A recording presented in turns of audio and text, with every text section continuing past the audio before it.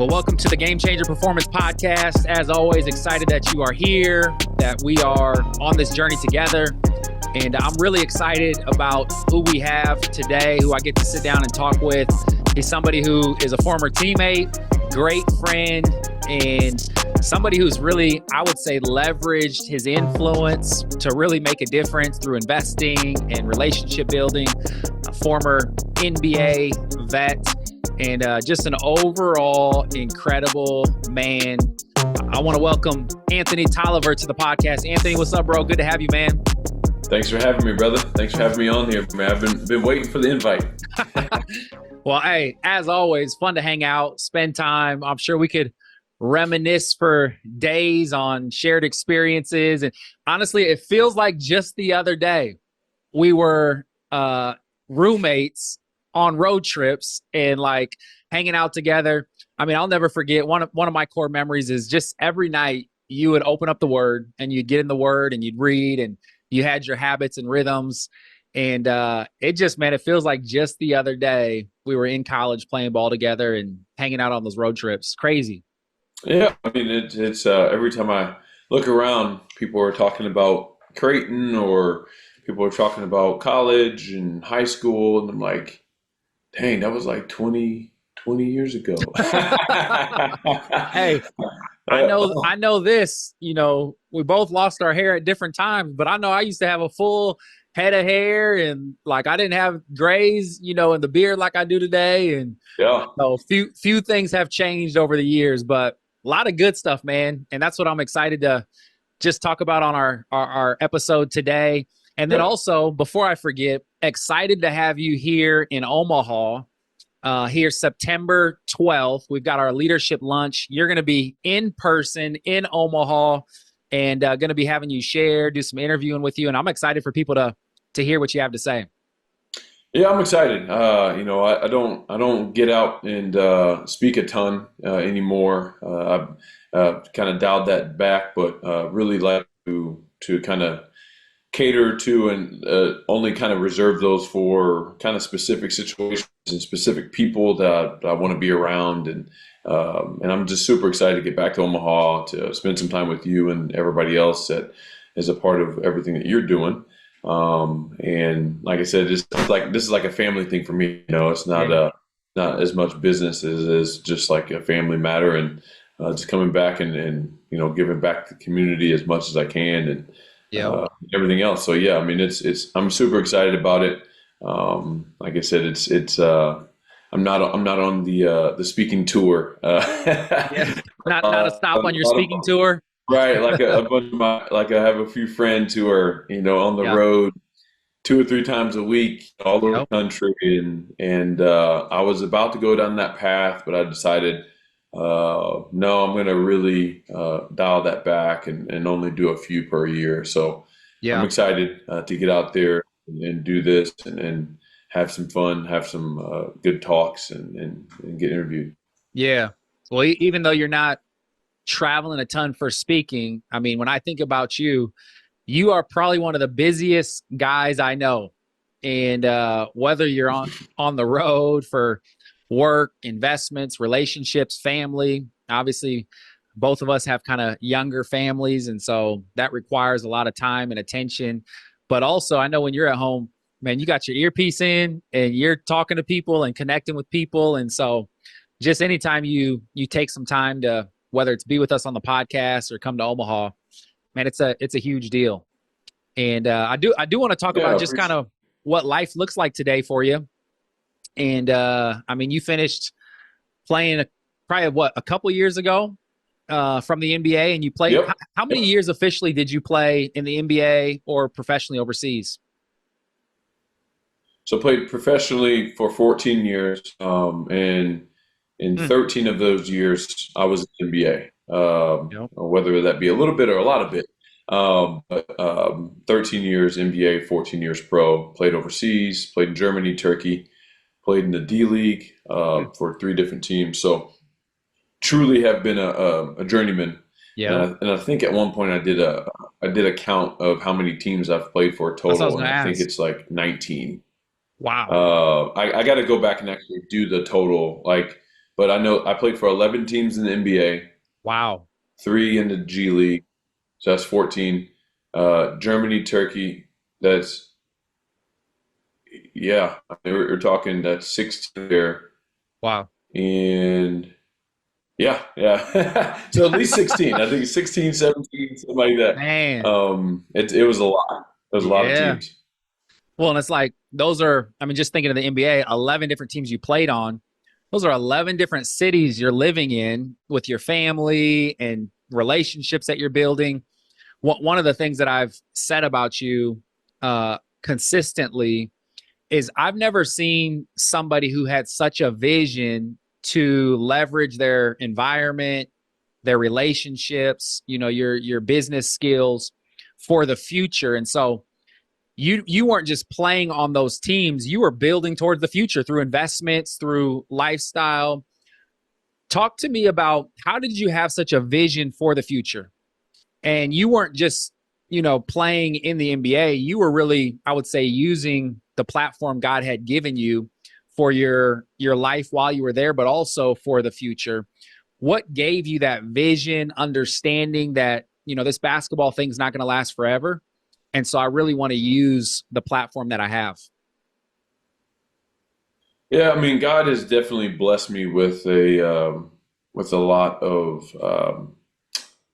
thinking, I guess. And sometimes you can say it's a blessing, and sometimes it's a curse. And I say a Right. curse, not really a curse, but really more a disadvantage because sometimes I catch myself not living in the present as much as I should. Yeah. And so, because I'm thinking about the future so much, I'm thinking about what's Yeah. next, the next steps. What do I have to do to? So when I was in middle school, I was preparing as if I'm trying to make the high school team, Wow. right? I wasn't really worried about thinking about the middle school team. I was like, but if I'm preparing myself like I should be preparing myself to make the high school team, Yep. middle school team is going to be easy.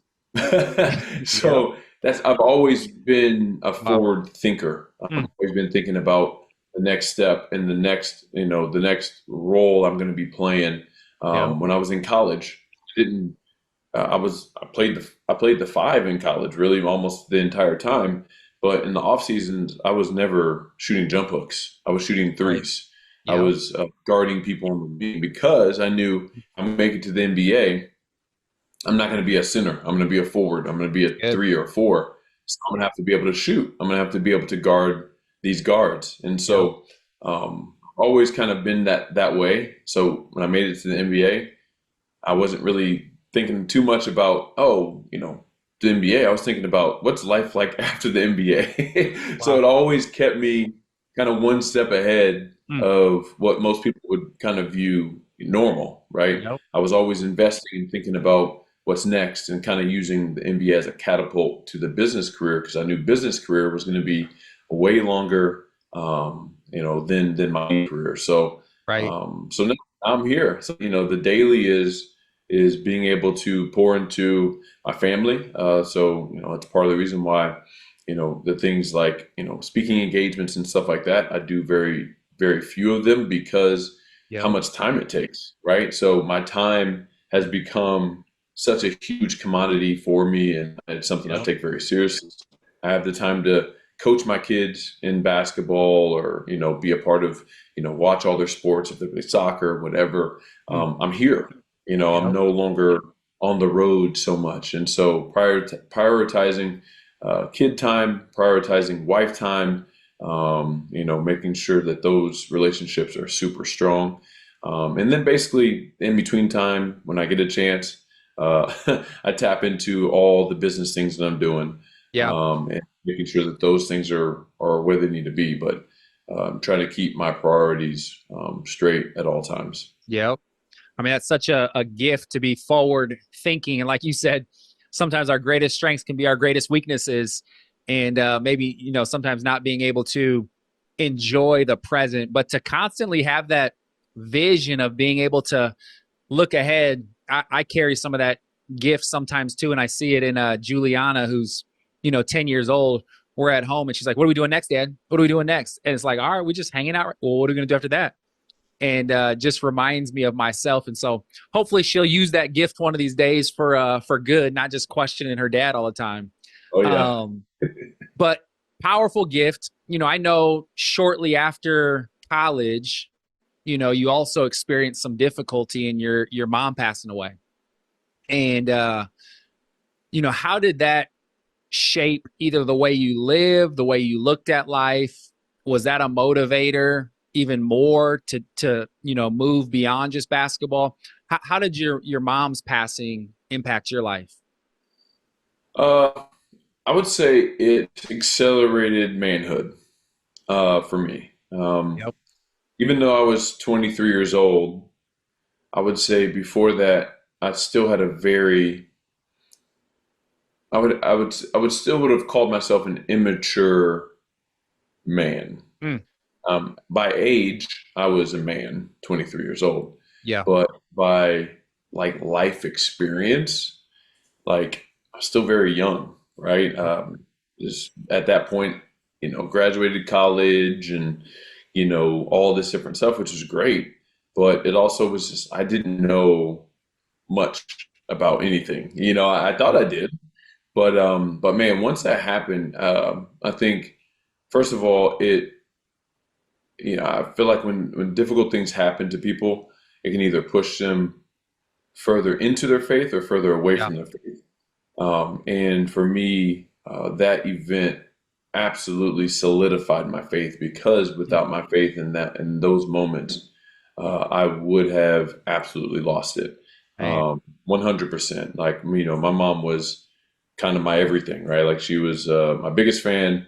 Yep. I grew up with her, basically the only parent in the household. I grew up with a relationship with my dad, but he wasn't. They were divorced at a very young age, so I didn't really have much of a relationship with my dad Yeah. as much. But my mom was my road dog. That was my sidekick. That was Yep.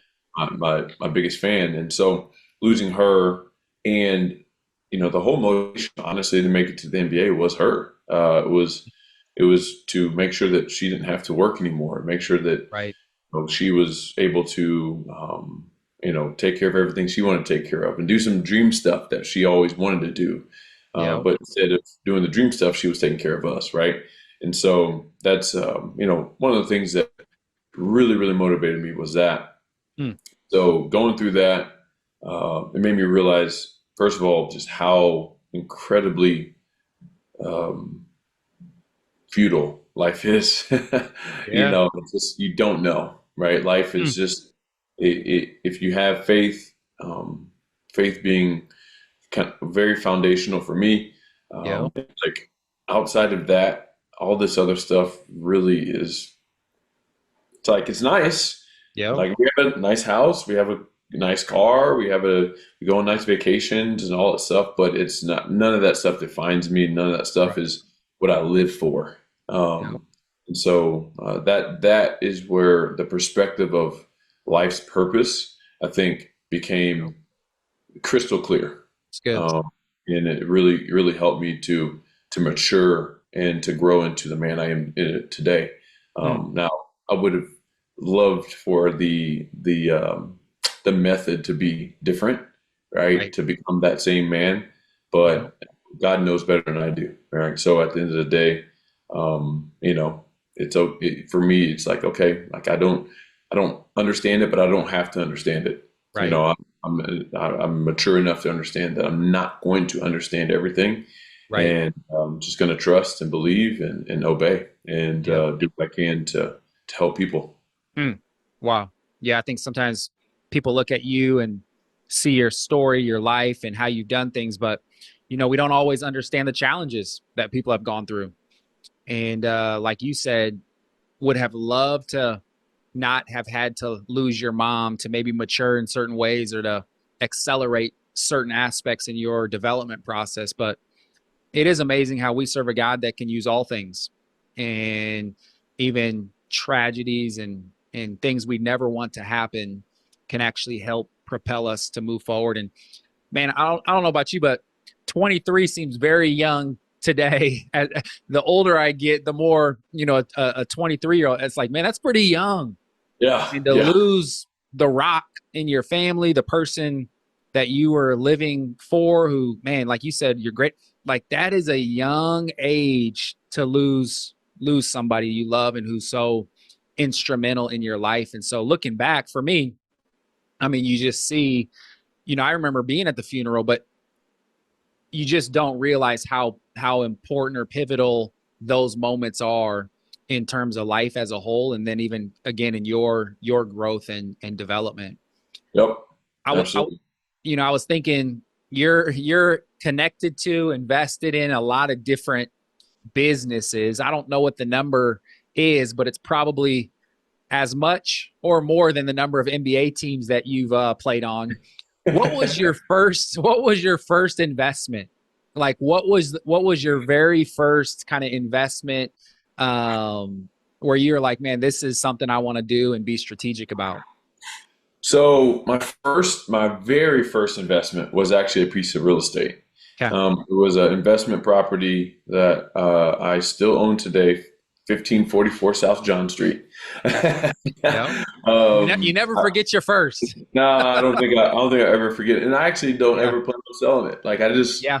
it's like nostalgic now. It's like I drive by it when I'm back home, and I'm like, huh, isn't that That's cool. interesting. It's like it all started there. Whenever we talk about this, like an investment portfolio, but Yeah. that was the first investment I ever made, and it's just super important to me. It was during after my first year, Okay. uh, to get save up enough money to get something Yep. invested, because growing up, my mom was a teacher, Yep. and we didn't have any extra. Like Hmm. but she did find a way to have.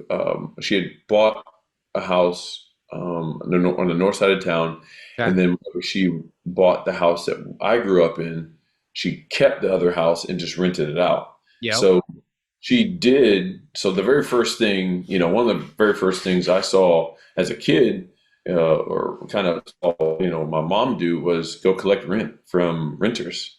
And Wow. so for me, it was normal. Like as a Yep. kid, I saw this every single month. I would drive Wow. across town with her. She'd go pick up a check Hmm. or cash from somebody who's staying in a house that she owns. Wow. And so real estate became something very, very normal for Hmm. me. And I was just like, well, that's what everybody does, right? That's what my Wow. mom does. So Wow. why As wouldn't a I do teacher. that? Right, Yeah. right. As a teacher, and so Hmm. obviously not making a lot of money, but she was still able to own multiple houses and rent out one. So to me, that was my first investment, and then my first kind of venture outside of real estate. It was actually Active Faith. So Okay. so the Wow. company shirt that I have on, Active Faith. Yep. Very first check I ever wrote to that Wow. would be considered venture, What was year was Active that? Faith. And so 2009, Nine. That's 2000, what I was thinking. 9, 10, maybe. yeah, yeah, something like that. Okay. A long time Right. ago. And so it was, and that check was written in without really any expectation, because Yeah. it wasn't like, oh, I expect to make a 5% return for the 20 years. It's like, no, like this was all about Jesus, right? Like it was all about, Yep. hey, this brand is about Jesus. I want to see this brand succeed, and I Yep. want as many people as possible to be wearing these bracelets and to be wearing these shirts and to Yep. be repping, really awesome clothing with dope messaging on it. So that was the thought process from the jump. So those are my Yep. first two investments. That's crazy. I didn't realize Active Faith was your second kind of investment outside of real estate. And Yep. yeah, just think of how that was such a faith investment and a seed. This is one of the few days I don't have my Active Faith gear on. Yeah, t-shirts that I got, man. I've had them for years, but I still rock them. Love the brand, obviously love the message. But I didn't realize that was like your second investment. So you go from real estate to merch Mhm. to, and I don't know where all this falls in, but fishing poles that were in Walmart, Players TV. I mean, your portfolio, I don't even know if you know how many big blanket, how Yep. many different types of streams of investment that you have, but it's just been cool to see you. And I feel like all of them have been faith investments in the sense of it's like, all right, there's a connection here, a connection here. God's opened up a door. What's going through your mind, or what's your process as you're looking into investing into something or someone? Yeah, man. I mean, over the years, the process has been refined, right? Yeah. Because there's been a lot. I have definitely learned by making a lot of mistakes. Yep. Um, I've kind of started out just being investing only in the person, right? Like, oh, I love this person Yep. and love what they're trying to get done, so I'm in, right? Yep. Then I got burned a few times through doing that, right? Where it's like, well, that's not enough, right? Yeah. You need strategic plans. You need other investors who are going to back you if something goes wrong, Yep. because I can't be the only check writer. Right. And so just over time, man, I've definitely learned what fits me best. Yep. I was for 15 years, I was investing in new companies, brand new companies, startup Okay. companies, and all that stuff. And some of the ones you just talked about are a few of the ones who have done well, Yep. for sure. But definitely have a few that have not done well, right? Yeah. That no one really knows about because those Right. companies didn't go well. Yep. So it's just a matter of just kind of refining that whole process for me. I still believe in people. I still trust in people. Yep. But man, trust but verify, right? And Yep. that's kind of been I was really big into trust Hmm. for over a decade, close to two, right? Almost my Yep. entire philosophy was really built on trust. And Hmm. then after getting burned a few times, I'm like, okay, there needs to be a little bit more Yep. verification. Yeah, that's Uh, real. Yeah. but it's I just view it like, hey, I'm 20 years old, blessed in a very favorable financial position, Yeah. and with a lot of mistakes under my belt. Yeah. And so to me, I'm like, that's setting me up to be extremely successful for the next 40 years. Yep. Yep. I That's got good. I have a very, you know, very clear path of things that I've done that I won't do again, which really sets, I believe, me and my family up to do really well moving forward because of all the mistakes I was able to make and Yep. everything else, and learning from those and making those same mistakes again. 100%. And I'll just say this as somebody who has had a front row seat through family and our relationship to see what you've done. You've been extremely generous to everything from organizations like ours to people that we know to even how you're setting up investment platforms for, groups of people to help them grow what they're doing. Two, I mean, you started a family foundation. And even recently, talk about what your family was a part of recently to raise money. But I love how you involved your kids and you really went on this journey to help them try to understand what other families and individuals are going through in other countries. Talk about recently what you did through your foundation with your family. Yeah, so Tolliver Family Foundation, we established it a couple years ago. I mean, for years, me and my wife would donate and support different organizations and do all kinds of giving because that's just Yep. kind of what we do. We love giving. We love being a blessing to other people. Mm. But what we realize is that, hey, we really want this to be a part of our family foundation, and Yep. meaning like not the foundation, but the actual foundation of who are you as a Tolliver. Yep. So our That's so kids, good. as they grow up, like understanding that, like, okay, you're in our household. There's certain things that fly, right, and there's certain things that don't fly. Yep. Um, we're not going to be a lake. We're going to be a river. It's Like, we're good. not going to be, we're not going to allow God to bless us, and then it just like comes in and just sits and it's stagnant, and we don't Yep. do anything with it. It's going to flow. It's going to flow from us, Yep. through us to somebody else.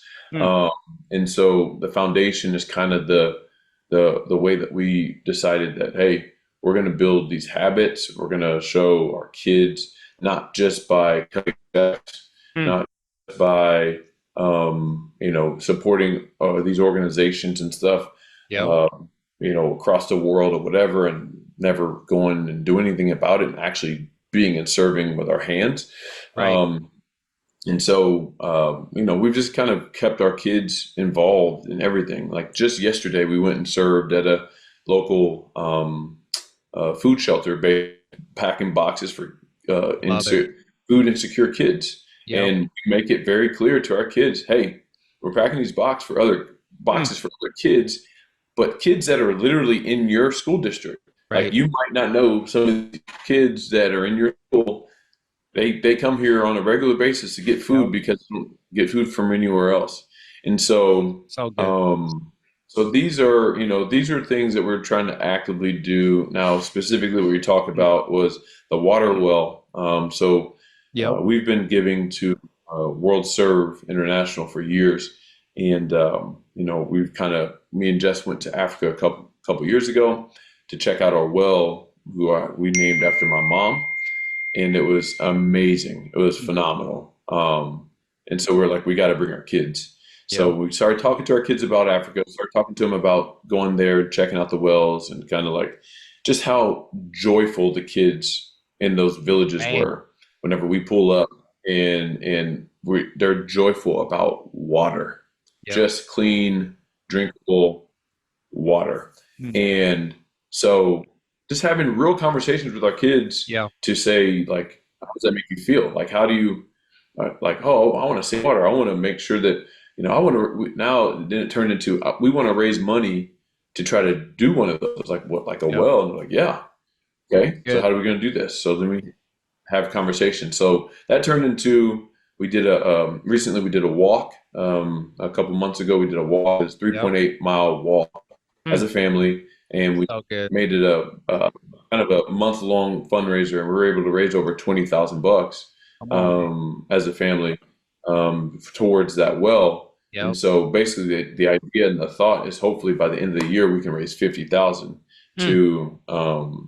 to build a well, and so Yep. then our kids will be at the forefront of that. And so then the thought is to take them there the following year to see the well Wow. that they raise money for, and see the villages and the kids that they affected Yep. directly. Wow. And so it's not about Yeah. just cutting checks, right? It's Yep. about establishing based habit of giving and Yep. of being generous and of being servants.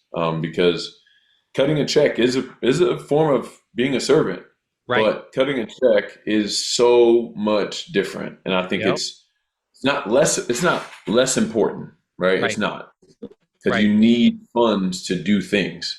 For sure. But man, getting our kids in these environments, Yep. we can see the change. We can see the light bulbs clicking, and that's what we're trying to be super intentional about. Yep. So good, man. I feel like number one, we're just scratching the surface of just Yeah. all the things you've been a part of, just your perspective on so many different areas, from generosity to investment to just even, man, processing pain and challenges in life. I just keep going back to, I'm so excited to have you here September 12th for the leadership lunch. And somebody told me recently there's a difference between information and impartation. Mm, Information is something we can hear and receive, but impartation happens when we're in proximity to people who have something to impart into our lives. And I think about you, man. Number one, I think about it for me personally, but also for others.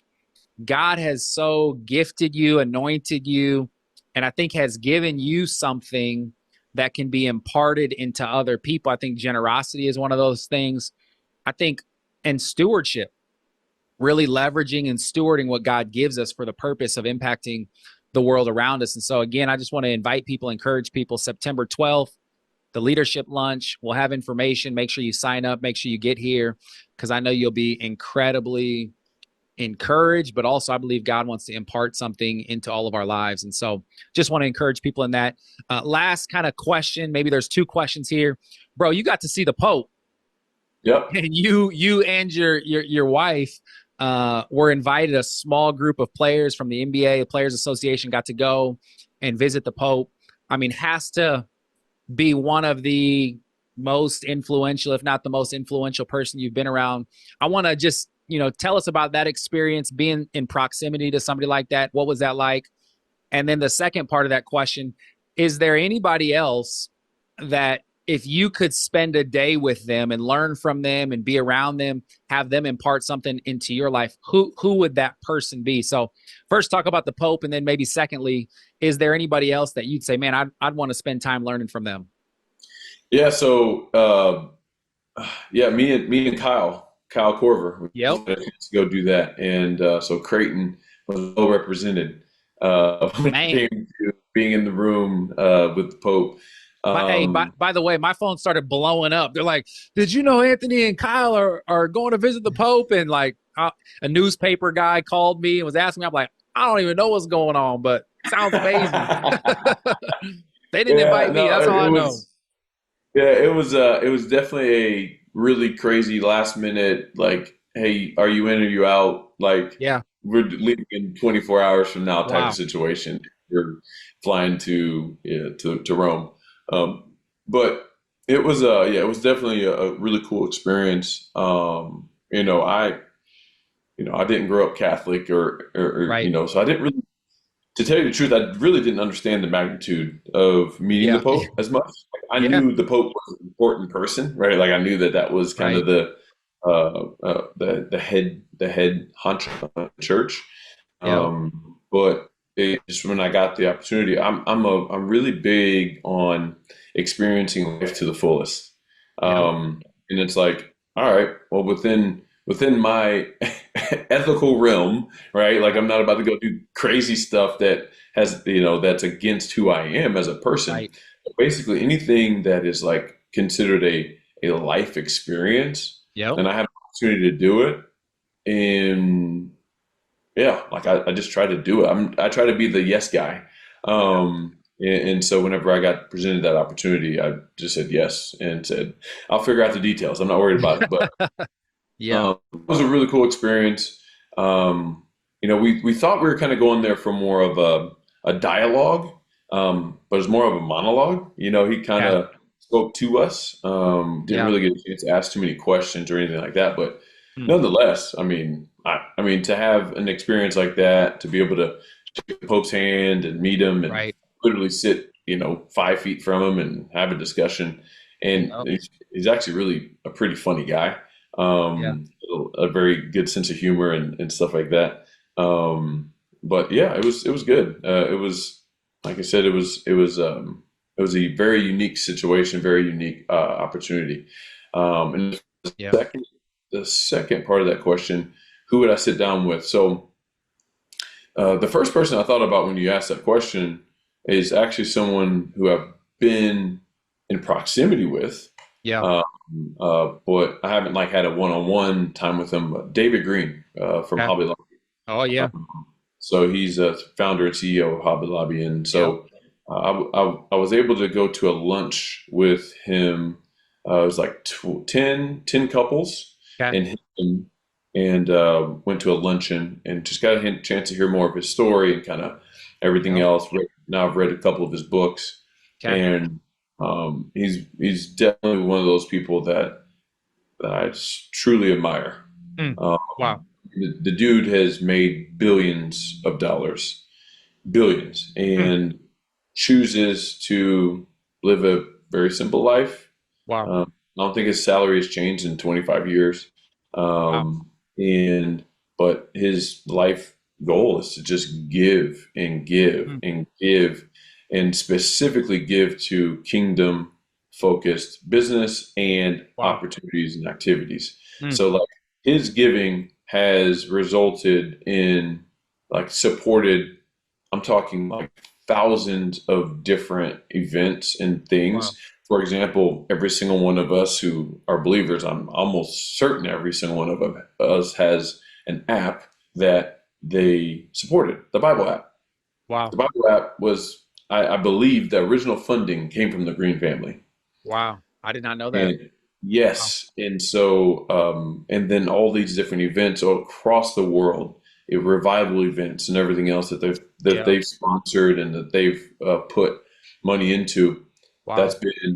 been, that's been them. Yep. And I'm just like, they have like a little museum at in Oklahoma where their headquarters is, Okay. and you walk through this thing, wow, you talk about impact. It shows all the things that they've kind of invested in, been a part of. Yes, Wow. but you would never know it because they don't make it known. And that's the thing Right. is, that's Wow. that's my favorite part about how he's done this. It's not about Wow. him. That's Not right. about him. He could easily be one of the most um, He could be admired. boasting, promoting himself. Yes, he Yeah. could be one of the most admired humans on the planet because of Right. how much they give and how many people's lives they've affected. And Right. he could go be, Hmm. a ministry head and be, you know what I'm saying? Like, there's all these Yep. different things that he could get out of it. But like, bro, he's in the background. Hey, Wow. nobody really knows much about David. Wow. And I'm like, dog, that's me. That's what I Wow. want to be.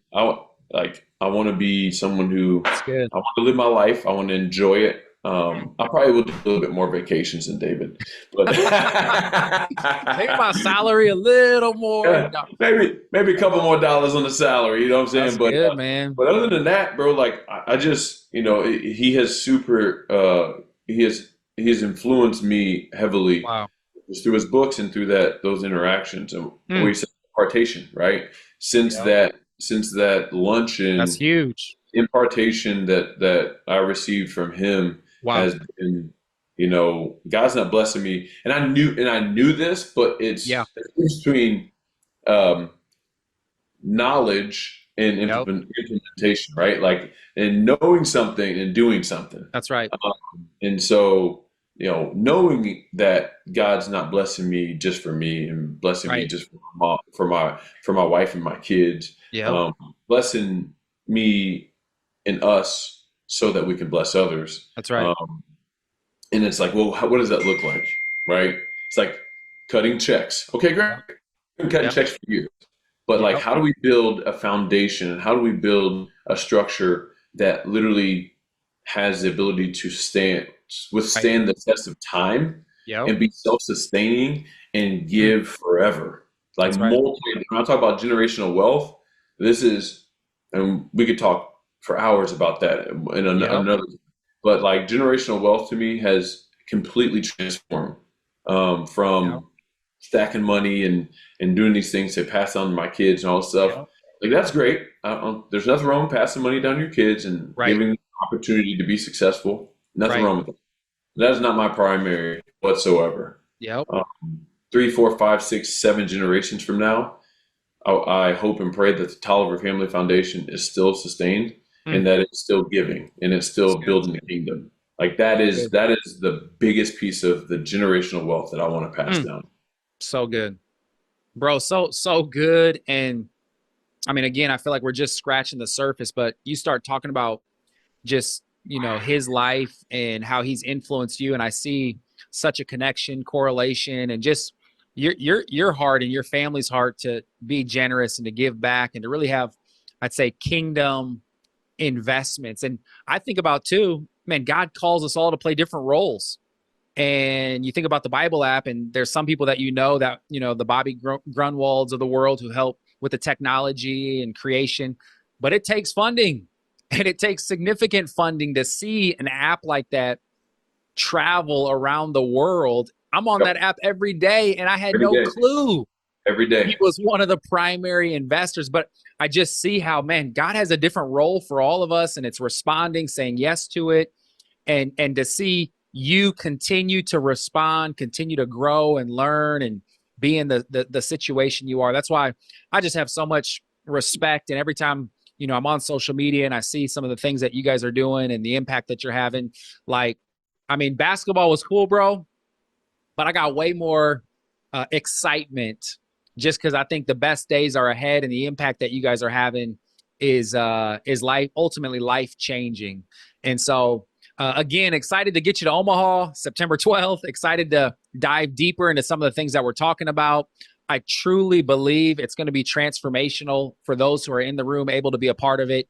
And just grateful for you for the time today, but also coming to Omaha. If anybody wants to kind of keep up with some of the stuff that you're doing, follow you, social media, stay connected, maybe even invest, man, in the Tolliver Family Foundation, what are some of the best ways to stay connected? Yeah, so my website, anthonytolliver.me, kind of has as far as social medias, my foundation is on there, all that type of stuff. My Instagram is kind of the one I'm on the most. It's a Tolliver 44. Yep. I would say those two places, you're going to be able to get a hold of me or tap in with me pretty much through Yep. those two, anthonytolliver.me and A Tolliver 44 on Instagram. So cool. Well, brother, all I can say is I appreciate you, man. Love you. Grateful for you. Excited to get you here. And I know this, anybody who tuned into this episode is walking away with something to get better, to grow. And I believe ultimately to make more of a difference in the world. So thanks for taking the time with us today, Anthony. thanks for everybody who's been listening. And I hope you'll tune in to previous episodes, but also to future ones that we have. God bless you and have a good rest of the day.